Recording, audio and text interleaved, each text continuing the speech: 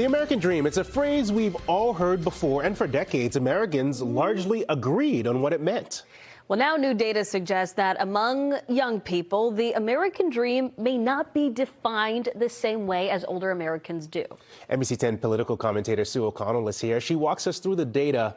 So what is the American dream in a historical sense, and what do Americans dream of now, Sue?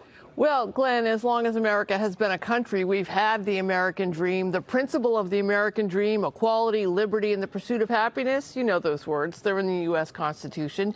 And for decades, most of us believed it meant that if you worked hard, followed the rules, you can get a job, own a home, raise a family. But that was then. This is now. Consider the results of a new survey completed by Howdy.com. 76% of Gen Z and millennials believe the dream is workplace portability, meaning work from home.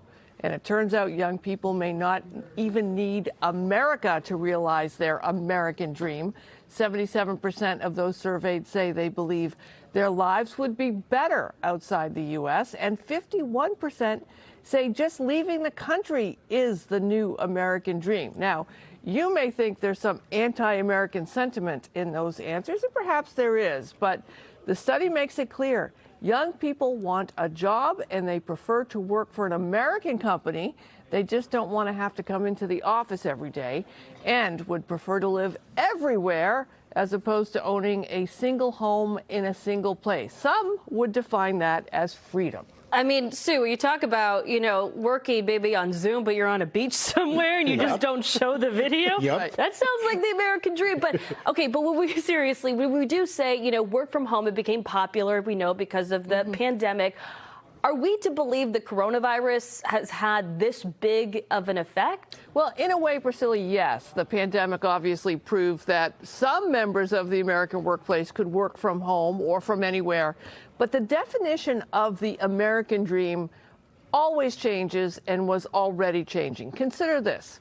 In 1940, 92% of children could expect to earn more than their parents. Today, only about 50% of Americans earn more than their parents did. Now, that means that's a dramatic decline in economic mobility and housing costs, right? Talk about it all the time. Traditional home ownership, which was the cornerstone of the American dream, is becoming increasingly unattainable. So the elements that defined what the American dream was for decades are no longer available to most Americans.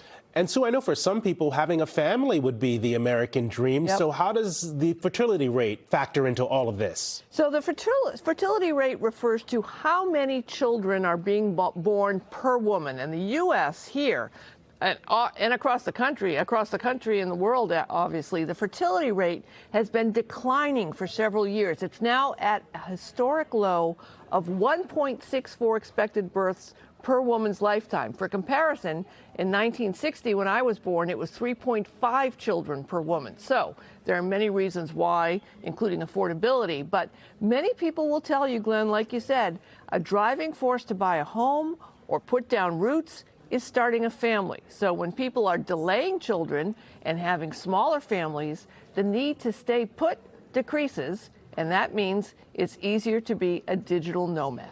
All right, really interesting data coming out of that. Sue O'Connell, thanks so much. Very interesting, because at the top level, it's shocking, but when Sue peels back the layers, it makes all the sense in the world. I know. The American dream can mean so many different things, but work from home on a beach. I like that. I think you're stuck on that one. That's a good one.